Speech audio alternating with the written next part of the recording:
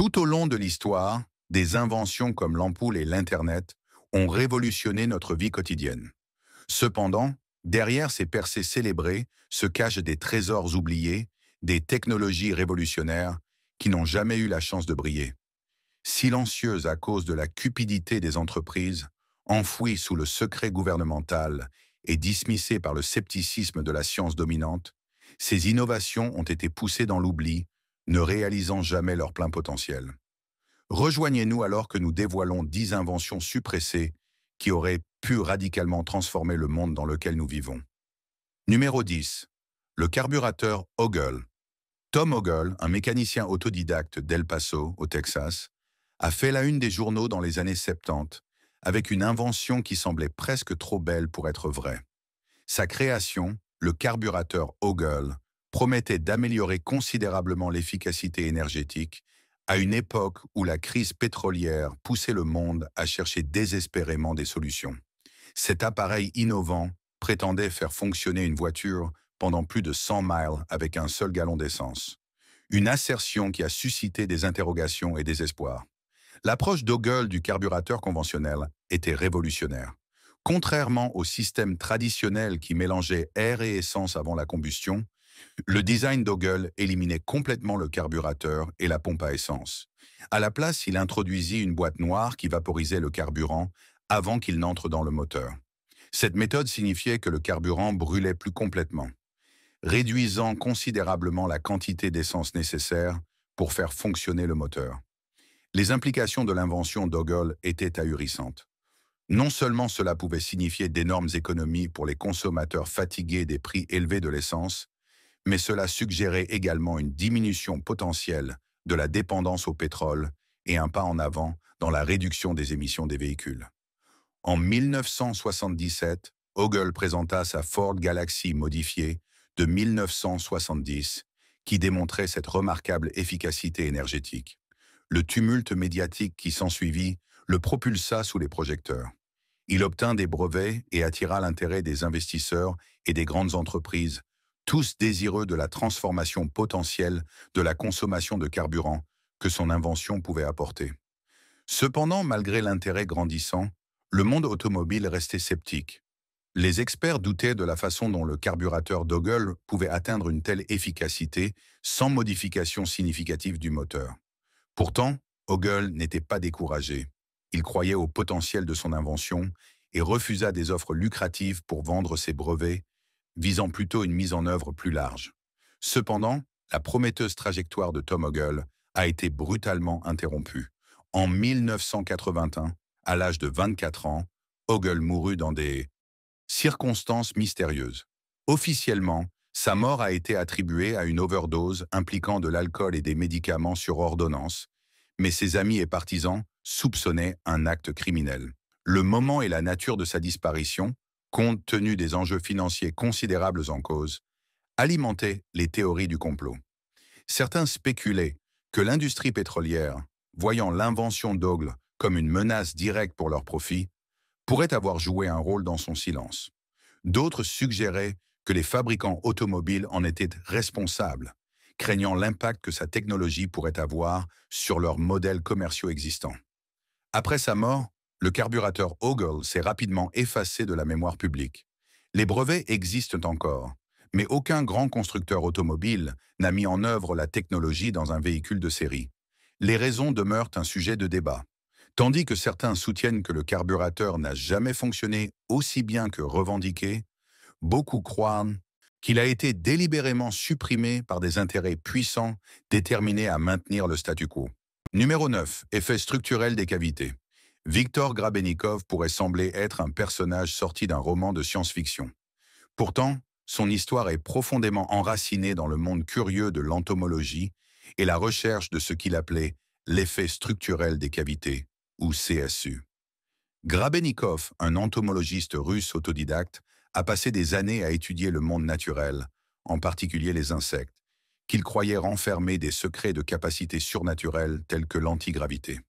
Au début des années 1980, la vie de Grabenikov a pris un tournant inhabituel, alors qu'il explorait la vaste steppe sibérienne. Un jour, il s'allongea sur le sol pour se reposer, seulement pour ressentir des maux de tête, un bourdonnement dans ses oreilles et un goût métallique étrange dans la bouche. Sous lui se trouvait non seulement le sol dur de la steppe, mais une ville souterraine d'abeilles. Cette rencontre inattendue a éveillé sa fascination pour le génie architectural des nids d'abeilles et les propriétés uniques de leur structure. Poussé par la curiosité, Grabenikov a commencé à expérimenter avec des parties de nids d'abeilles. Il remarqua une émanation de chaleur inhabituelle provenant des structures de rayons de miel, une sensation qui échappait à la détection par des instruments scientifiques de conventionnels. Intrigué par ces observations, il élaborait une hypothèse sur un champ de force généré par les motifs géométriques des rayons de miel, suggérant que ce champ pouvait altérer l'environnement de manière auparavant inimaginable. Au fur et à mesure que les investigations de Grabenikov se poursuivaient, il examinait les coquilles de chitin des insectes au microscope et constatait qu'elles avaient une structure d'une régularité rythmique, extrêmement ordonnée, qui semblait présenter des effets antigravitaires. Dans une expérience, lorsqu'il tenta d'aligner deux plaques de chitin, l'une d'elles flotta quelques secondes dans l'air avant de se poser. Cette observation catalysa la prochaine phase de sa recherche, le conduisant à explorer le potentiel antigravitaire des structures naturelles. Convaincu des implications révolutionnaires de ces découvertes, Grabenikov construisit une plateforme, équipant son dessous de milliers de coquilles de chitin. Il affirma que cette plateforme fonctionnait comme un véhicule antigravité, capable d'atteindre des vitesses allant jusqu'à 1500 km/h et d'ascensionner à 300 mètres au-dessus du sol. De plus, il affirmait que cet appareil rendait son pilote invisible de dessous et l'entourait d'un champ de force qui neutralisait l'inertie et la pression dynamique. Malgré la nature époustouflante de ses revendications, Grabenikov fit face à un scepticisme et un rejet significatif de la part de la communauté scientifique. Ses tentatives de breveter son invention en 1992 furent infructueuses. Non découragé, il décida de détailler ses découvertes dans un livre rempli d'images en couleur et incluant potentiellement des photographies d'une démonstration de musée de son invention. Cependant, juste avant la publication, le livre fut modifié de manière significative. Des centaines d'images et tous les détails schématiques cruciaux pour comprendre son travail furent supprimés. Cette mystérieuse modification soulève de nombreuses questions sur les motifs derrière les décisions de modifier sa publication. Le travail de Grabenikov a-t-il été vu comme trop perturbateur ou dangereux pour la diffusion publique? Selon un collègue de longue date, Grabenikov aurait pu faire partie d'un soi-disant espace scientifique souterrain qui faisait face non seulement au scepticisme, mais à une opposition active de la part des institutions scientifiques dominantes et peut-être des autorités gouvernementales. Captivé numéro 8. Pile à hydrogène à eau. Voici une autre histoire explorant la réalité des technologies interdites et le silence imposé à leurs inventeurs. Stanley Meyer, un esprit inventif de l'Ohio, a redéfini le débat sur l'énergie alternative dans les années 90 avec sa pile à hydrogène à eau révolutionnaire. Ce n'était pas un simple dispositif d'électrolyse ordinaire. Meyer prétendait que son invention pouvait scinder efficacement les molécules d'eau en hydrogène et oxygène en utilisant un minimum d'entrées électriques et des fréquences résonantes, une technique inédite à l'époque.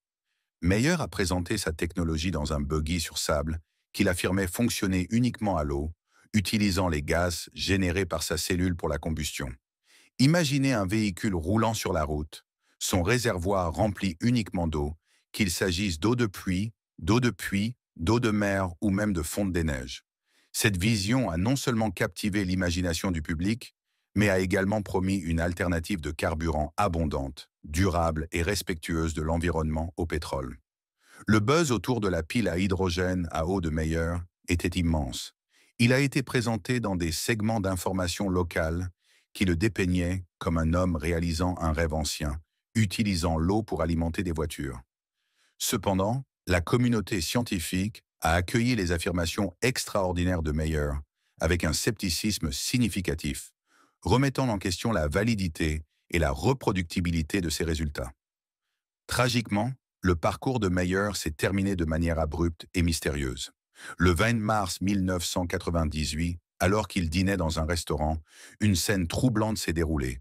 Meyer s'est soudainement précipité dehors, se tenant la gorge en s'exclamant « Ils m'ont empoisonné !»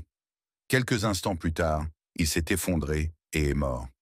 La cause officielle du décès a été signalée comme un anévrisme cérébral, mais cela n'a pas apaisé la tempête de théories du complot qui a suivi. De nombreux partisans de Mayer croyaient qu'il avait été ciblé parce que son invention représentait une menace monumentale pour l'industrie pétrolière mondiale. Suite à sa mort, l'intérêt pour la pile à hydrogène à eau de Mayer a continué à croître, divers enthousiastes et groupes tentant de reproduire sa technologie. Malgré leurs efforts, personne n'a pu démontrer de manière concluante un modèle fonctionnant qui reproduisait les résultats que Mayer avait affirmés, alimentant davantage de spéculations et de mystères autour de la viabilité de son invention. Numéro 7. Le dispositif d'énergie radiante. Dans les années 1930, dans un contexte de physique moderne en plein essor et d'enquêtes scientifiques sans précédent, T. Henry Moray est apparu avec une proposition qui semblait tirer des pages d'un roman futuriste. Il a présenté au monde son dispositif d'énergie radiante, une invention révolutionnaire qu'il affirmait capable de puiser dans les forces infinies du cosmos. Selon Moray, ce dispositif était capable d'exploiter une source de pouvoir invisible et inépuisable qui pourrait potentiellement transformer à jamais le paysage énergétique. Moray, un ingénieur électricien et physicien originaire de Salt Lake City, Utah, s'est largement inspiré des théories pionnières de Nikola Tesla et d'autres scientifiques éminents qui avaient exploré les domaines de l'électromagnétisme et de la radioactivité. De ces explorations intellectuelles, Moray a distillé une vision.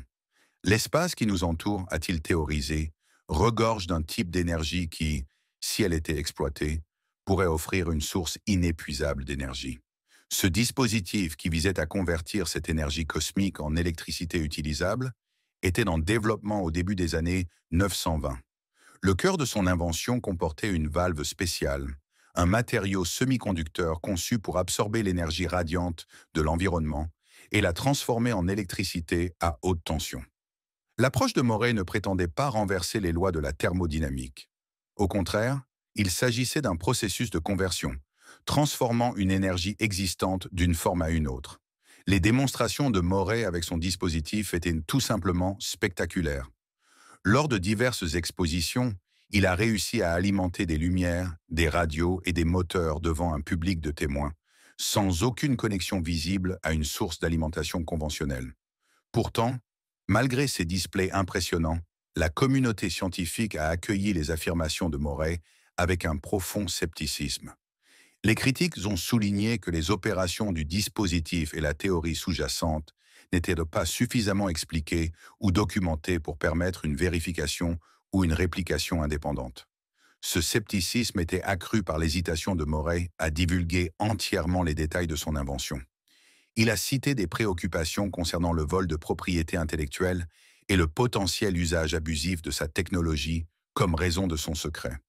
De plus, les idées de Moray ne correspondaient pas parfaitement à la physique établie, ce qui n'a fait qu'alimenter le doute parmi ses pairs. Comme si le rejet scientifique ne suffisait pas, Moray a également raconté des histoires de sabotage et de persécution. Il prétendait que son travail révolutionnaire avait attiré l'attention d'entités puissantes au sein du secteur énergétique existant, des entités qui percevaient son invention comme une menace directe à leur domination. Selon Moray, ces forces ont tout mis en œuvre pour étouffer ses progrès, y compris des menaces sur sa sécurité personnelle, des effractions dans son laboratoire et des dégâts volontaires à son équipement. Malgré ces défis, Moray est resté résolu, améliorant continuellement son dispositif et défendant ses avantages potentiels. Néanmoins, sans le soutien nécessaire pour faire avancer son travail, son invention a progressivement reculé sous les feux de la rampe, éclipsé par le scepticisme et l'hostilité qui l'avaient accompagné depuis le début. Après la mort de Moray, son dispositif d'énergie radiante est tombé dans l'oubli, largement oublié sauf par quelques personnes qui s'en souvenaient, comme d'un chapitre étrange mais fascinant de l'histoire de la recherche sur l'énergie alternative. Numéro 6. Machine à énergie. Dans la tapisserie vibrante des histoires d'énergie alternative, peu de fils sont aussi captivants et enchevêtrés que la saga de Joseph Newman et de sa machine à énergie. Cet appareil que Newman prétendait produire plus d'énergie qu'il n'en consommait a marqué un chapitre controversé dans la quête de dispositifs à surunité, des machines qui pouvaient, supposément, défier les lois traditionnelles de la physique en générant plus d'énergie qu'elles n'en absorbaient. Joseph Newman, un inventeur au parcours coloré qui a commencé à Mobile, Alabama, a présenté son invention révolutionnaire en 1979.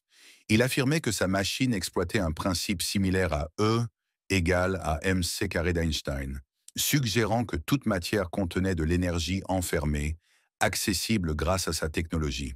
Cette affirmation audacieuse a suscité à la fois de l'intrigue et du scepticisme, entraînant Newman dans une bataille prolongée avec le Bureau des brevets des États-Unis, qui a refusé de breveter l'appareil, le qualifiant de machine à mouvement perpétuel. Malgré ce revers, Newman a obtenu le soutien de plus de 30 scientifiques, y compris des personnalités notables de la NASA et ceux qui avaient travaillé sur des projets clés comme la fusée Saturne V.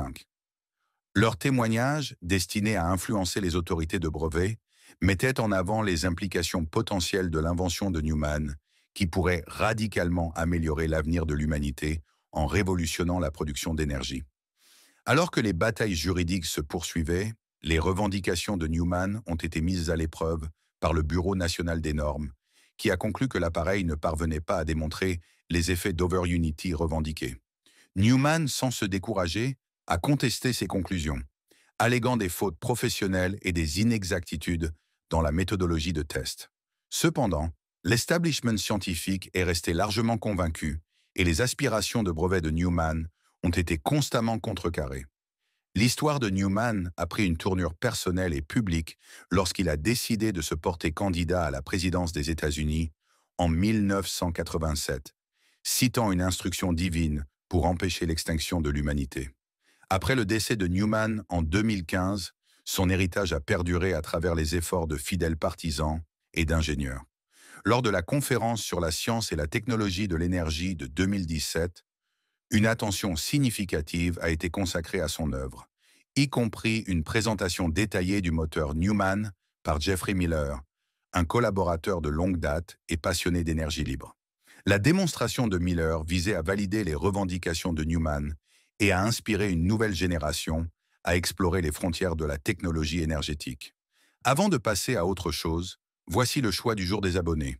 Sur cette image, nous plongeons dans un chapitre caché de technologies interdites et du silence imposé à leurs inventeurs. Ici, nous voyons un trio de ces avancées interdites. À une extrémité, nous assistons à un inventeur affichant fièrement un appareil qu'il a conçu pour l'éviter. Un exploit qui pourrait bouleverser notre compréhension de la physique. Pourtant, de telles innovations disparaissent souvent, tenues à l'écart du public sous prétexte de sécurité ou ridiculisées par la science dominante. À l'autre extrémité, un véhicule en lévitation défie la gravité, suggérant des technologies antigravité ou aérospatiales réprimées qui auraient pu révolutionner le transport. Enfin, nous pouvons voir une grande machine complexe, rappelant les expériences de Nikola Tesla, suggérant des avancées dans l'exploitation et la distribution de l'énergie, des innovations qui auraient pu menacer les structures de pouvoir existantes. Ces images représentent la quête incessante de la connaissance et les barrières érigées par des forces, des intérêts économiques et des organismes de réglementation. Chaque appareil raconte une histoire de potentiel et de contraintes, des innovations qui auraient pu remodeler notre monde si elles n'avaient pas été repoussées dans l'ombre. Que pensez-vous que ces inventeurs auraient pu réaliser si leur technologie avait été autorisée à s'épanouir? Partagez vos réflexions dans la section des commentaires ci-dessous. Numéro 5. La voiture électrique originale. À la fin des années 1990, General Motors a lancé le V1, marquant le début de la première voiture électrique produite en masse au monde. Ce véhicule est apparu à une époque où la société prenait de plus en plus conscience de la pollution de l'air, de la dépendance au pétrole et des impacts environnementaux plus larges des véhicules à essence traditionnels. Commercialisé en une édition limitée de 800 unités disponibles à la location, le V1 a rapidement acquis un public dévoué. Ses conducteurs louèrent la voiture pour son efficacité et la considéraient comme un signe annonciateur d'un avenir automobile plus propre et plus durable. Malgré l'enthousiasme croissant pour le V1, General Motors l'a soudainement arrêté en 1999, seulement quelques années après son lancement. L'entreprise a cité des raisons économiques pour justifier sa décision. Les batteries de la voiture avaient une autonomie limitée, ce qui la rendait difficile à attendre les attentes des consommateurs en matière de commodité et de voyages longue distance, ce qui les a amenés à considérer le véhicule comme non rentable. Cependant, ce raisonnement officiel ne convenait pas à beaucoup. Des observateurs, sceptiques et fervents partisans du mouvement de la voiture électrique ont spéculé qu'il y avait plus dans l'histoire. Beaucoup croyaient que l'industrie pétrolière, se sentant menacée par l'essor des véhicules électriques pouvant perturber leur activité, avait exercé des pressions pour réprimer cette technologie émergente. La réponse de General Motors a été sévère et sans précédent. La société ne se contenta pas d'arrêter la production de l'EV1, elle a décidé d'effacer toute trace de son existence. Dans une démarche controversée, GM a lancé une campagne pour récupérer et détruire chaque EV1. Ce n'était pas simplement un rappel, c'était un effort délibéré pour empêcher ces véhicules de devenir des symboles d'une révolution technologique. Au lieu de leur permettre de rester entre les mains de leurs utilisateurs ou de les préserver en tant qu'artefacts historiques, GM les a broyés, effaçant ainsi un chapitre significatif de l'histoire automobile. Cette mesure extrême a été largement interprétée comme une tentative d'étouffer l'avancement de la technologie des véhicules électriques et de protéger le marché automobile traditionnel dominé par les moteurs à combustion interne. La saga de l'ascension et de la chute de l'EV1 a été capturée dans divers documentaires et discussions, notamment dans le film de 2006 Who Killed the Electric Car. Ce film explore le réseau complexe d'intérêts commerciaux et corporatifs qui a orchestré la disparition de ce véhicule électrique pionnier. Numéro 4. Le générateur Hendershot. À la fin des années 1920, un inventeur américain nommé Lester Hendershot a fait une affirmation étonnante. Il avait développé un dispositif capable de générer de l'énergie gratuite.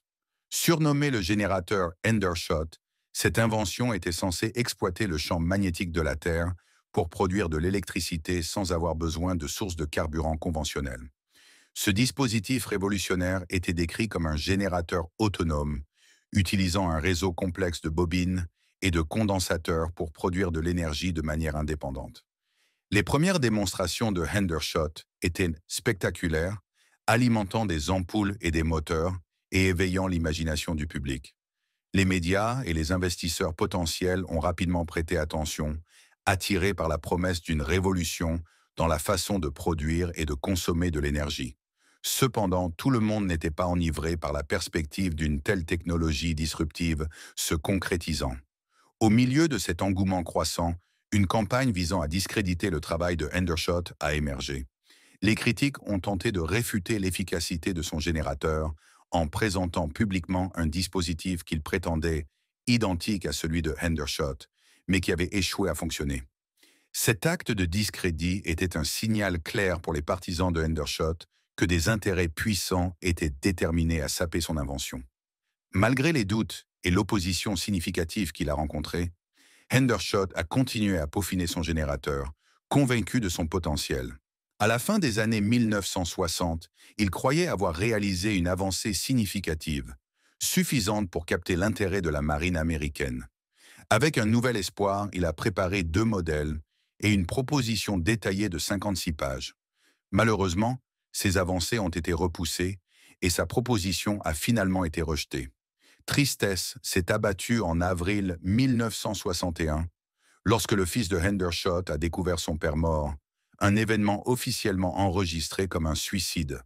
Cependant, le manque d'une enquête approfondie sur sa mort a conduit beaucoup de gens, y compris sa famille, à soupçonner un jeu de pouvoir. Ils ont émis l'hypothèse que le travail de Hendershot représentait une menace considérable pour les intérêts financiers des grandes entreprises énergétiques. On dit que Hendershot avait même été averti par une grosse entreprise de cesser tout travail sur son générateur, sous peine de conséquences graves. On dit qu'il a reçu 25 000 $ pour arrêter ses recherches pendant 2 décennies, un accord qui soulignait les efforts que ces entreprises étaient prêtes à déployer pour protéger leurs intérêts. Hendershot avait partagé ses préoccupations concernant sa sécurité personnelle avec sa famille, mettant en lumière la gravité des menaces contre lui. Sa mort mystérieuse et l'étouffement de son travail révolutionnaire continuent d'attiser une intense curiosité et un débat. Numéro 3. L'automobile Tucker. Entré dans le tourbillon d'innovation et de controverses entourant Preston Tucker et sa légendaire Tucker 48, un véhicule qui aurait pu révolutionner l'industrie automobile. Née d'un rêve de sortir des sentiers battus, la voiture de Tucker était plus qu'une simple automobile. C'était un saut audacieux vers le futur de la conduite. Preston Tucker, un homme dont la vie était aussi dynamique que la voiture qu'il envisageait, a lancé son entreprise automobile après la Seconde Guerre mondiale, à une époque propice à l'innovation. La Tucker 48, dévoilée en 1946, promettait un ensemble de caractéristiques révolutionnaires. Avec son moteur arrière, ses freins à disque et ses améliorations de sécurité, comme un pare-brise qui se déploie, elle était conçue non seulement pour performer, mais aussi pour protéger. Sa caractéristique la plus distinctive, le troisième phare central connu sous le nom d'œil de cyclope, tournait avec le volant pour éclairer le chemin de la voiture dans les virages. Le dévoilement de la Tucker 48 a suscité un immense enthousiasme public et un buzz médiatique. Cependant, dans les coulisses, Tucker faisait face à d'immenses défis. Son approche du financement était inhabituelle. Il a vendu des droits de concessionnaire et a pris des précommandes pour une voiture encore à produire, ce qui a conduit à un examen minutieux de la part de la Commission des valeurs mobilières. Malgré le design innovant et l'intérêt public, l'entreprise de Tucker a été assaillie par des critiques acerbes, des problèmes financiers et des batailles juridiques.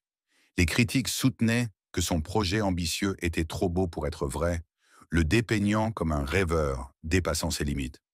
En 1949, sa société, Tucker Corporation, a cessé ses activités après n'avoir produit que 51 voitures, en raison d'une myriade de défis financiers et juridiques. La Tucker 48, souvent saluée comme la voiture que vous attendiez, est devenue un symbole de ce qui aurait pu être. Numéro 2. Mouvement perpétuel. Victor Schauberger était un véritable pionnier autrichien, né en 1885. Son parcours à travers la nature et l'énergie le distingue en tant que visionnaire bien en avance sur son temps. Contrairement à beaucoup d'autres, Schauberger est devenu forestier et naturaliste, non pas pour exploiter la nature, mais pour comprendre et reproduire ses processus. Ses plongées approfondies dans les secrets de la nature l'ont rapproché de l'idée mythique du mouvement perpétuel, des machines capables de fonctionner éternellement sans énergie externe. Schauberger croyait que la Terre elle-même est une source d'énergie prête à être exploitée. Il critiquait souvent l'ingénierie moderne pour avoir ignoré les motifs subtils mais puissants de la nature. Sa philosophie était claire et révolutionnaire. Comprendre la nature, puis copier la nature. Il a observé que l'eau se spirale naturellement dans les rivières et les ruisseaux. Un mouvement qu'il jugeait vital pour maintenir son énergie. En reproduisant ce flux en spirale, il a inventé des dispositifs capables de produire de l'énergie de manière complètement différente des technologies conventionnelles. L'une de ses inventions les plus fascinantes était le repulsing, un dispositif en forme de soucoupe conçu pour créer de l'énergie à travers un vortex d'air ou d'eau. Ce dispositif, avec ses motifs ondulés uniques, a suscité un large intérêt et des débats sur la question de savoir si Schauberger avait débloqué les secrets du mouvement perpétuel et de l'énergie gratuite. Cependant, les innovations de Schauberger ont attiré l'attention de forces plutôt sinistres durant la Seconde Guerre mondiale. Il a fait face à des pressions de la part du régime nazi pour adapter ses inventions à des fins militaires, le laissant désillusionné et inquiet de la potentielle mauvaise utilisation de son travail. Malgré la poursuite de ses recherches après la guerre, il n'a jamais obtenu la reconnaissance ou le succès commercial qu'il méritait. Les choses ont pris un tournant plus sombre après la guerre, lorsque Schauberger a été détenu par des agents du renseignement américain pendant 9 mois. Pendant ce temps, toutes ses recherches et prototypes ont été saisis et il a été interrogé sur ses inventions et ses activités durant la guerre. Cela a conduit à une large spéculation selon laquelle son travail, capable d'exploiter l'énergie naturelle de manière révolutionnaire, était perçu comme une menace majeure par des puissances scientifiques, économiques et politiques. Cette spéculation est alimentée par la manière dont ces inventions ont été traitées. Plus que de simples curiosités scientifiques, elles étaient des technologies potentielles capables de changer la donne, susceptibles d'avoir été réprimées par le gouvernement américain. On pense que les idées de Schauberger, qui promettaient une nouvelle ère d'énergie propre et gratuite, étaient considérées comme trop perturbatrices pour l'ordre existant. Des efforts ont été déployés pour enterrer ces découvertes et faire taire toute discussion à leur sujet, mettant en lumière un chapitre fascinant, mais troublant de l'histoire de l'innovation. Numéro 1. N-Machine. Bruce de Palma, un pionnier méconnu dans le domaine des inventions énergétiques non conventionnelles, s'est engagé sur une voie révolutionnaire qui a remis en question les normes scientifiques acceptées.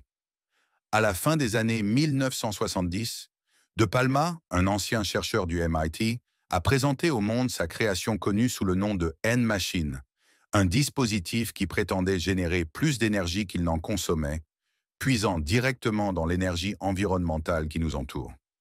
La genèse de l'invention de Palma reposait sur un concept qui pourrait sembler sorti tout droit de la science-fiction, à savoir que l'espace qui nous entoure n'est pas vide, mais rempli d'énergie inexploitable. Sa N-Machine était conçue comme un type unique de générateur, fondamentalement différent des modèles traditionnels. Au lieu d'utiliser des composants séparés comme un rotor et un stator, la N-Machine utilisait un seul volant d'inertie magnétisé en rotation, simplifiant ainsi le processus de conversion de l'énergie. De Palma croyait qu'en magnétisant un gyroscope et en le faisant tourner, un potentiel électrique pouvait être créé entre l'axe et la jante, permettant ainsi de récolter l'énergie électrique directement à partir du champ magnétique.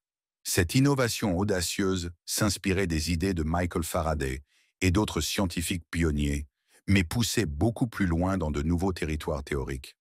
De Palma suggérait que la physique conventionnelle, y compris les lois de la thermodynamique et de la conservation de l'énergie, pourrait ne pas rendre compte de tous les phénomènes naturels, notamment à l'échelle quantique et cosmique.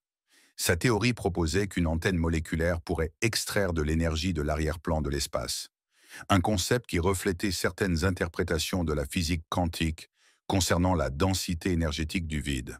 Les critiques n'ont pas tardé à qualifier la N-Machine de machine à mouvement perpétuel, un terme chargé de scepticisme et de tabous scientifiques. La communauté scientifique traditionnelle, liée aux lois classiques de la physique, a largement rejeté les affirmations de De Palma comme impossibles. Cependant, le travail de De Palma n'était pas sans efforts empiriques. Tout au long des années 1980, il a réalisé diverses démonstrations et tests pour prouver l'efficacité de sa machine. Les rapports étaient mitigés, certains observateurs indépendants notant des anomalies dans la production d'énergie qui ne pouvaient pas être facilement écartées. La controverse entourant la N-Machine a atteint son paroxysme lorsque des tests rigoureux menés par des institutions établies comme le National Bureau of Standards ont conclu que l'appareil ne produisait pas d'énergie au niveau revendiqué par De Palma. Ces conclusions n'ont guère réussi à apaiser l'intérêt d'un nombre croissant de partisans qui croyaient que De Palma était peut-être sur le point de réaliser quelque chose de fondamentalement transformateur, capable de redéfinir notre compréhension de la production d'énergie. Les théories de De Palma avaient des implications philosophiques et scientifiques plus larges, suggérant que si ces principes étaient corrects, ils pourraient mener à une nouvelle compréhension de l'énergie elle-même, non pas comme une marchandise rare, mais comme une ressource abondante et accessible, capable de révolutionner le développement technologique et la politique énergétique à l'échelle mondiale. Malgré le scepticisme et les défis, la N-Machine de Palma reste un sujet de fascination et d'espoir parmi un groupe restreint de scientifiques et d'enthousiastes. Ils continuent à explorer et débattre de ces théories, animés par la possibilité que ces idées pourraient un jour conduire à une percée dans notre manière de comprendre et d'exploiter l'énergie qui imprègne l'univers. Merci de regarder. À bientôt dans la prochaine vidéo.